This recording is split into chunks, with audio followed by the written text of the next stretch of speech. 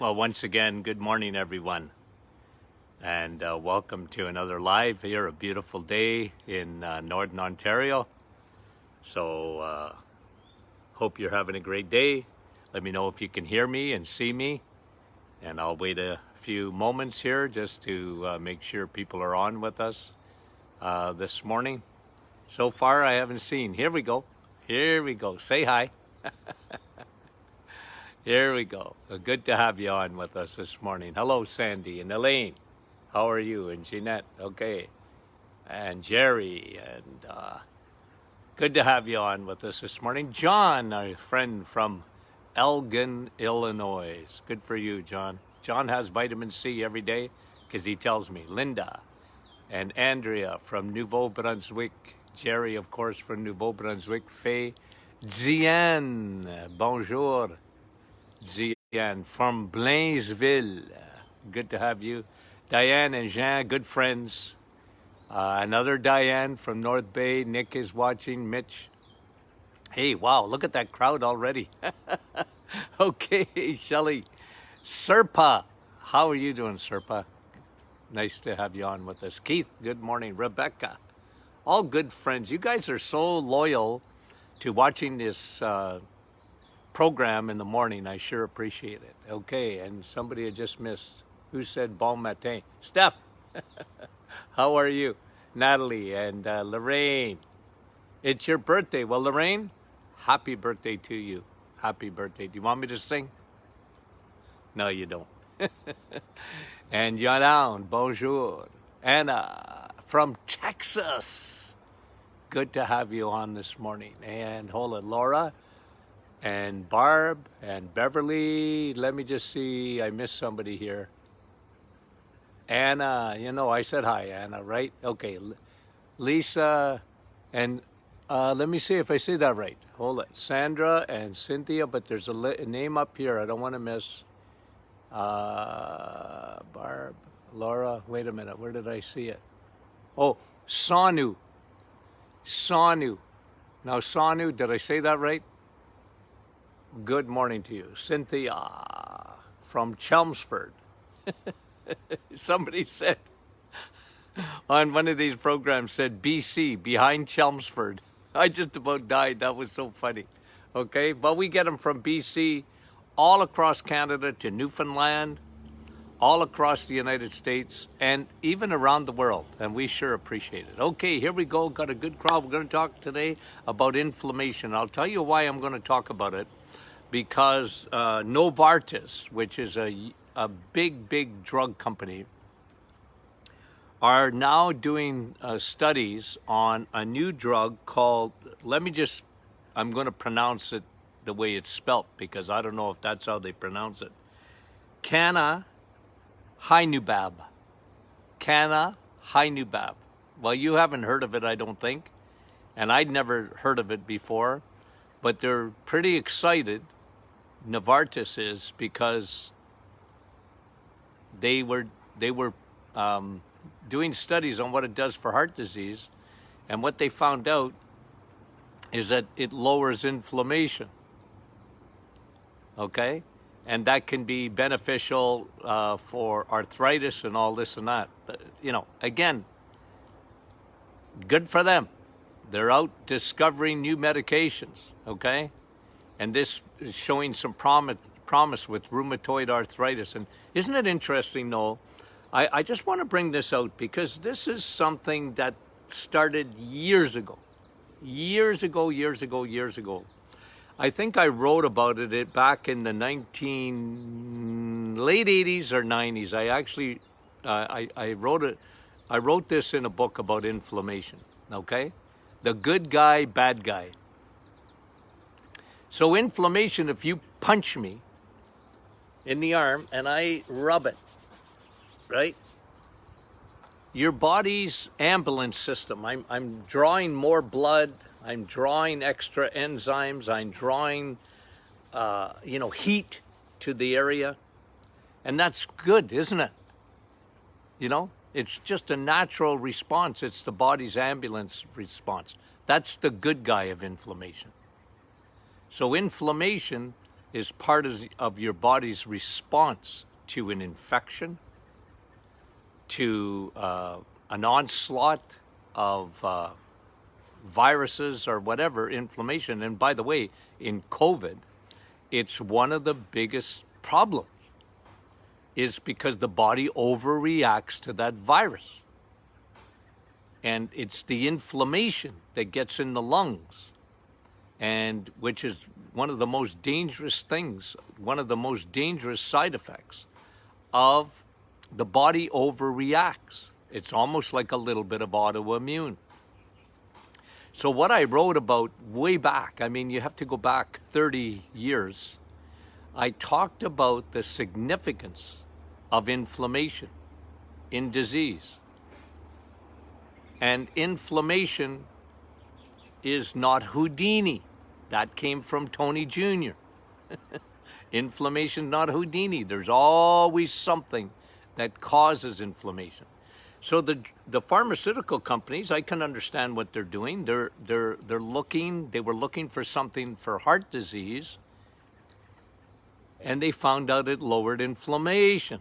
Okay, now it's just going through its trials, and I don't know what the side effects are. I didn't read about it. I just wanted to talk about inflammation today. How do you get inflammation? Again, if you have an infection, you want inflammation. It's part of the fever. I think we coined at the Martin Clinic sickness without a fever. Because people, you know, if you go back 100 years, go back even 50 years, 60 years probably, most people didn't die of cancer or heart disease. They died of infection. You know, tuberculosis, huge killer. I remember my grandmother and my dad's sister died when she was 18 years old of some form of meningitis. Teenage girl, a young adult in those days. You know, you're looking at what year? She was my dad's older sister, so in the 1930s, she died of infection. But today, people are dying of inflammation, not caused by infection, although there could be an underlying infection that I will talk to you about. But as far back as 30 years ago, I was talking about a silent killer, inflammation. And like I said, inflammation is not Houdini. And it's your body's immune response, overreacting. Okay, so let's talk about some of the reasons that you could have an inflammatory status in the body and you wouldn't even know it, because most doctors, I'm not saying all doctors, but most doctors will not measure. One of the best ways to measure inflammation is by a test called CRP, C-reactive protein. C-reactive protein, and you need to be under 1. Like doctors will say, well, it's only dangerous if it's above 6. No. Inflammation is dangerous if it stays in your body over a long period of time. Why? Because it destroys your blood vessels. The first thing that happens with insulin, when you have insulin resistance, and remember, inflammation's not Houdini, so we always talked about the 3 main things that inflammation is over here, but to start, you got to reverse engineer, go back even, high circulating insulin.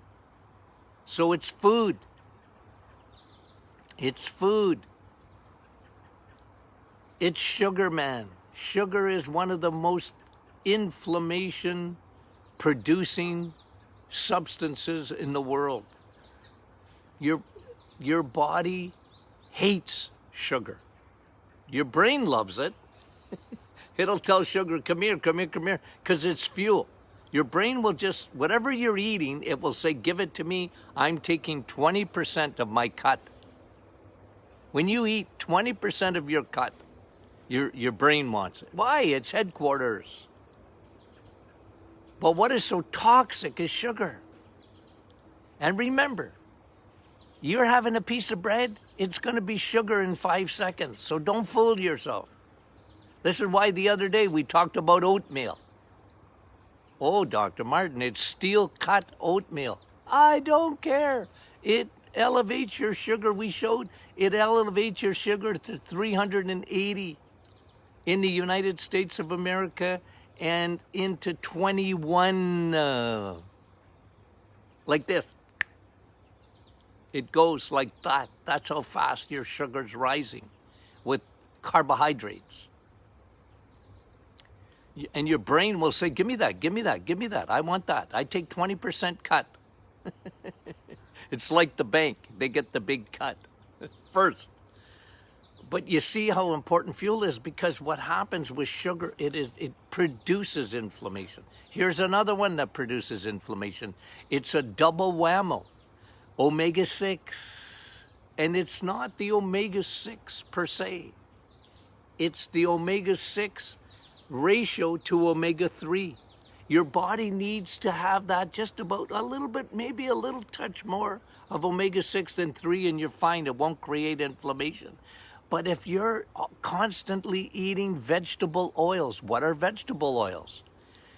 Crappy carbs in the middle aisles of your grocery store, from your cookies to your crackers to your pretzels to your, you name it, in the middle aisles of the grocery store. If it's packaged and it lasts for a while, you know they used vegetable oil, canola oil, safflower oil, sunflower oil, grapeseed oil. It doesn't matter. All those oils, they are industrialized and they create an enormous amount of inflammation. People don't get enough omega-3 today.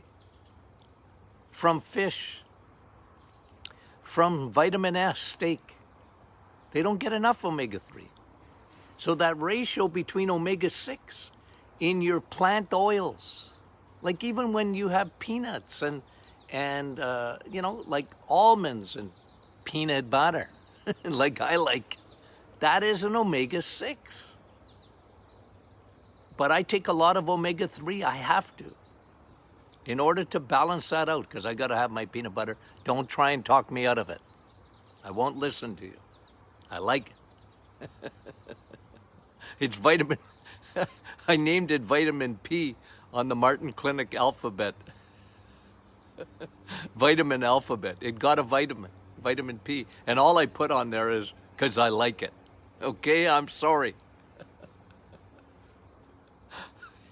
It's got no carbs, by the way, and no sugars. One peanuts have a gram of sugar in just because they're peanuts. Okay, so they're not adding. At least my peanut butter, natural peanut butter, doesn't. Okay, so what are the causes? What are the causes of inflammation? The drug companies are looking for products that will lower your inflammation. But I'm telling you what causes inflammation. The first one is your diet. This is why the reset is so good for you. You lower all your markers of inflammation. I proved it to patients. Thousands of them. They get better. They feel better. Their joints get better. What? Yes, because you're lowering inflammation. Inflammation is destructive not only to your joints and that. You see that in rheumatoid arthritis, how inflammation, prolonged inflammation, can just destroy joints. Have you seen people that are crippled up? But what is it doing inside? And this is one of the things I talked about. I just got to go back to this for a minute. One of the things I talked about in the 1990s, I'm telling you, I think it was 1990, maybe. First time I talked about inflammation in a book. I talked about, they were showing that if you had rheumatoid arthritis, okay, so you got autoimmune rheumatoid arthritis, your body's attacking itself by going after your joints. That's rheumatoid arthritis, okay? I mean, you can have all sorts of forms of arthritis, but rheumatoid or psoriatic arthritis, where your joints and your skin are involved. You know what? You know what happens? They are 50% more likely to have a heart attack. If you have rheumatoid arthritis, you're not going to die from the rheumatoid arthritis. You're going to die from the heart attack. Why?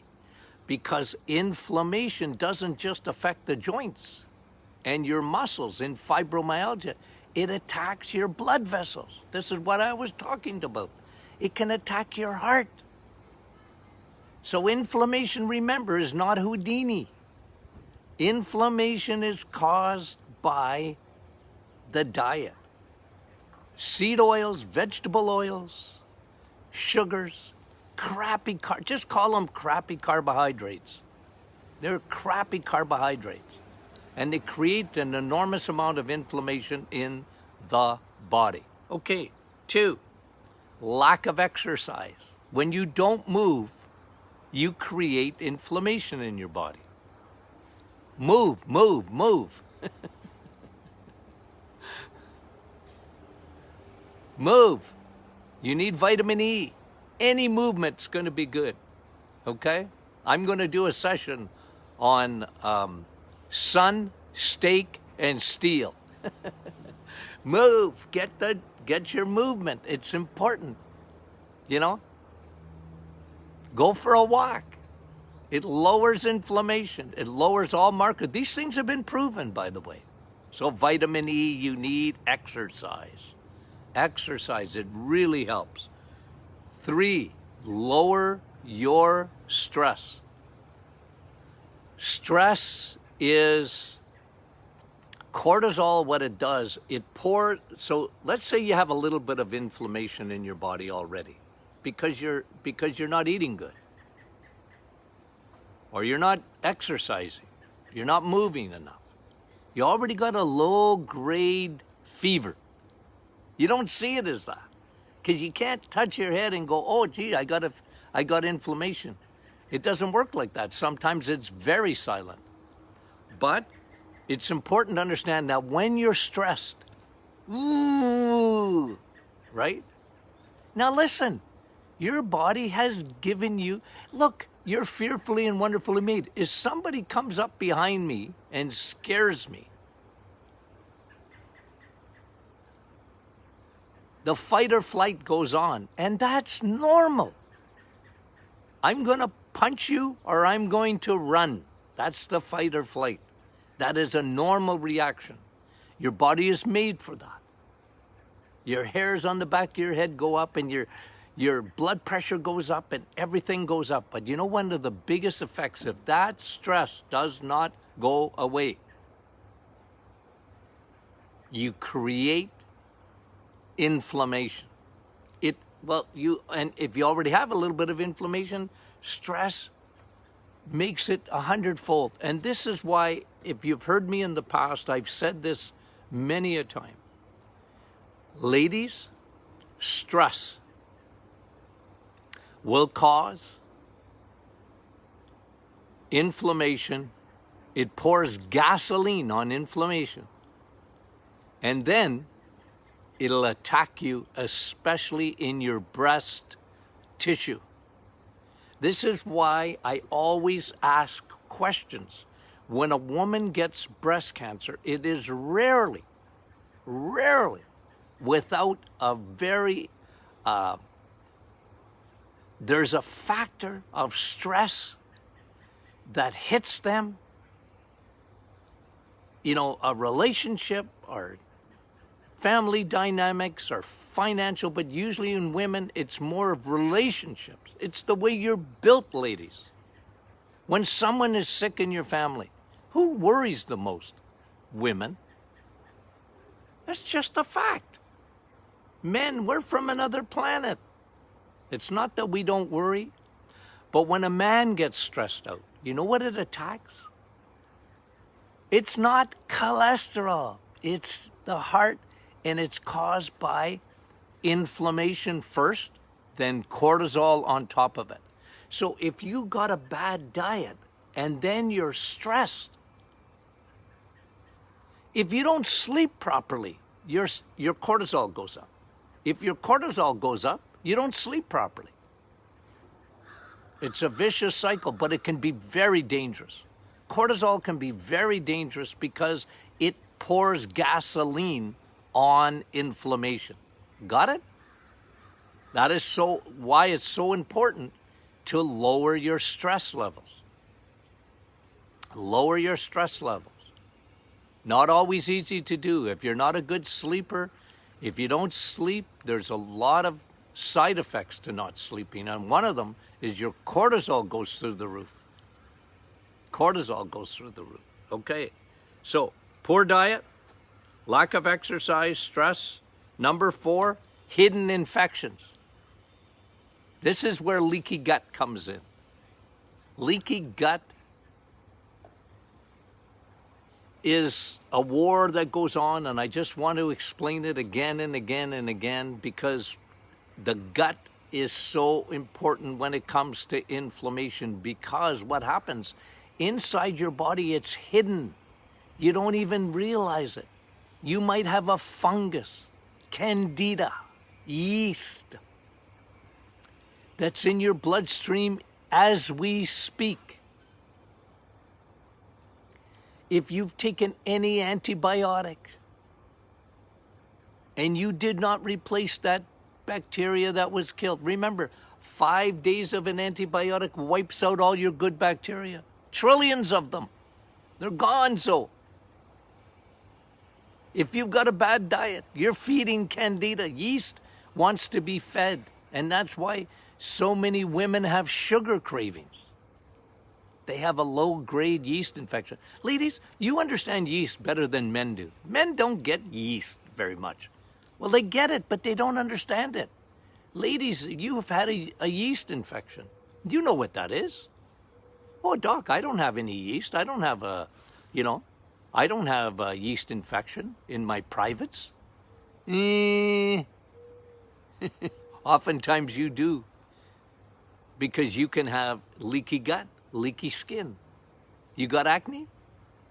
Leaky gut, leaky brain, leaky gut, leaky lungs. Do you have postnasal drip? You got yeast. You got yeast. You snore? You usually got fungus. You got candida. You got a white tongue? Candida. A lot of people don't realize they have those hidden things like bacteria, even parasites. I don't talk about parasites very much. I should talk about them more. I guess it's because I got away from my microscope. I remember a lady coming into the office. I just about died because I was laughing so hard. Usually the girls would, my staff would take the blood, and then I would just go in, and I was the closer. I'd come in and I'd look at all the results, and the blood was always up on the big screen, and I would look at it. And I remember this lady come in and she said, "Doc, I don't want to see any parasites, and I don't want you to tell me if there's any." I said, "You better turn your head." I was looking at this thing crawling across the screen. I remember too, doctors used to deny parasites even. Oh, they can't get in your blood, they would kill you. Nah, they just slowly kill you, that's all. They don't kill you immediately, okay? They don't act like bacteria, okay? Although they can. But a lot of people have parasites. Quit allowing your dog and your cat on your bed. You're sleeping with the enemy. Not the dog or cat, but the parasites that they have. Cats lick their butt. What do you think they got? And then they lick you. Okay, hidden infections like parasites and candida bacteria can cause inflammation. Your body responds to it. You might not even sense that inflammation. You might not have any pain. You don't have a fever if you have parasites. Parasites don't create a fever. 99.9% of every parasite, other than diarrhea, you wouldn't even know you had it. But they're very common. This is about 25 years ago. I don't know if it's 25, 20. Dr. Oz said 80% of people have parasites. He was right. It's more like 90%. Hidden allergies can give you inflammation. Silent allergies. A lot of people don't realize they have food intolerances. They don't do well with certain foods or whatever. You have to listen to your body. The best test you can do is do the elimination test. I don't digest that well. Okay, well then stop eating it. I eat that and I don't feel so good. Okay, there's a clue. You don't have to spend $500-600 doing a food allergy test, because usually when you have leaky gut, everything comes back like, all of the markers, you're sensitive to 50 foods. Not really, but you're hypersensitive. That doesn't mean you eliminate everything. This is why I created the reset. Okay? Now, hidden allergies, even the environmental, can cause inflammation. You know what it's like when your sinuses are stuffed up or whatever. That's inflammation. But again, I'm talking more the silent inflammation, the one you don't even know you have. Toxins like mercury, lead, cadmium. Those are the big three.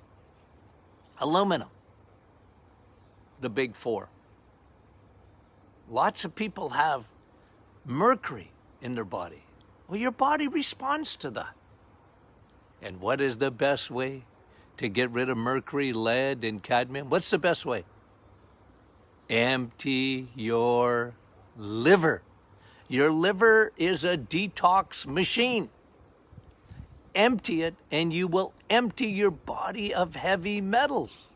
Isn't that incredible? Why do you think I aim at the liver on the reset? I aim at that organ to empty it so that your body knows exactly how to filter out your mercury, lead. That's why the reset is so anti-inflammatory. Another reason is because we're emptying your liver. You need to empty that. And then lastly, mold. Mold can be deadly. I don't know if I've ever told you the story of a patient that I saw years ago. It's got to be 25 years ago. A young man came to see me, just come out of the hospital. And he had, they thought it was pneumonia. They couldn't find anything. He was very unwell. And his mother said, "You're going to go see Dr. Martin." And I started questioning him because he was deathly ill. They had no energy, no nothing. And I said, "Have you been exposed to mold?" And he said, "Well, I was scraping a dock. And I don't know." He said, "It seems to me," you see, when you ask questions. And I said, "Well, you've been exposed to mold. It's not bacteria. It's not a virus. That's what they were looking for." I sent him back to the hospital. I said, and I wrote a note. I said, "Bring this to emergency and get him to look for mold." You know what? He was dead within a week. Never forget that. He got black mold in his lungs and it killed him. It was too late. By the time they gave an anti-fungal medication, see, they were giving him antibiotics. It made it worse. I'll tell you, it was shocking. I knew he was deathly ill. But a lot of people get exposed to mold and they have all these symptoms and they don't feel well. And it's difficult for medicine because they rely on testing. Their instincts, they go out the door. I had a young lady in the office a few years ago. It even got written up in our local newspaper. Dr. Martin's a hero. Well, it really wasn't a hero. I listened. So what happened, this lady comes in and she tells me her story. You know, I asked her, I said, how long have you been unwell? She said, well, it's been going on for a couple of months now. I don't feel good. My brain is like, it's like spaghetti. It doesn't think. I'm confused. I'm exhausted. I don't feel well. I've got joint pain. I got this and that. And I've had every test known to man. And it's all coming back negative. And I said, now tell me about the place you live in. And she said, well, there's been a lot of water damage. I said, is there any mold? She said, well, you know what? Come to think of it, I'm sure there's a lot of mold in my bathroom. And I said, well, you're the canary in the coal mine. I said, it's mold, man. That's why you're... And I said, you need to go back and get the H out of that place you're living in. Now, that's not easy. She was a single mom. She didn't have money. I said, you got to go to the newspaper. And that building that you're living in has to be condemned. Do you know that in Sudbury, there's been 3 buildings that have been condemned? And I got it started because I saw patients that were sick all the time and they had inflammation, but I had all the tests done. Everything was good. I said, well, you didn't get the CRP test done. And I said, you were exposed to mold. You got the sick building syndrome. Your house or your building that you work in. I had a lady come in from the city, working at the city. They were working in the basement it was an office that they were using in the basement, and anybody that worked in that basement were sick. Not all of them, but just about every one of them. I said, well, you're exposed to mold in that. I said, you got a union? Get the union to test. And sure enough, I was right. There was mold coming out the wazoo in that building. And it wasn't everybody that was sick, but a lot of them were sick. And I'm always questioning because I want to know why. Why would you be not feeling good? There's a reason. So and what mold does, it creates inflammation. It can attack your lungs. It can attack your brain. Remember, mold is the first cousin to yeast. Mold is a fungus. And so these are some of the hidden things that cause inflammation. From the diet to the environment, mold. A lot of people. My wife, Rosie, she is very sensitive to mold. Not me so much. I'm a sniffer. I can smell mold. But it doesn't bother me, as like some people are the canaries in the coal mine. Their systems are hypersensitive to mold. Look, it's never a good thing to be in mold at any time. But some people are hypersensitive to it. So you understand. Okay, so clean up your diet. Move. Make sure your environment, it's mold-free. Empty your liver to get rid of toxins like mercury and lead and cadmium, aluminum. Even the plastics, the EPA, and all those bad plastics, you'll get rid of them when you empty your liver. Your liver knows how to get rid of that stuff. If it's empty, if it's clean. Okay, so hope you appreciated this morning our little teaching on inflammation. So I'm not so worried about them developing a drug for inflammation. And we can talk about, some of the other things you can do for inflammation by getting your omega-6, omega-3 levels up. I love but it's diet, guys. It's the diet. It starts with the diet. Lower your crappy carbohydrates that are full of sugar and full of omega 3. Omega 6. Okay. Okay, you guys are great. Now, tomorrow, Lord willing, we are going to do question and answer. So send your questions in to Brandy and Jeanette, Nicole. They'll gather them up for me, and I'll be happy to go through that tomorrow. I got some new studies for next week. Oh, fantastic. You're going to enjoy. Guys, let me just say one thing. I sure appreciate the fact that you join me, most of you on a daily basis. It's much, much appreciated. Share this with your friends and family, okay? Because this is an important topic, inflammation, isn't it? Isn't it? It is. And I just want to give you backgrounds to studies, things that I'm looking for watching.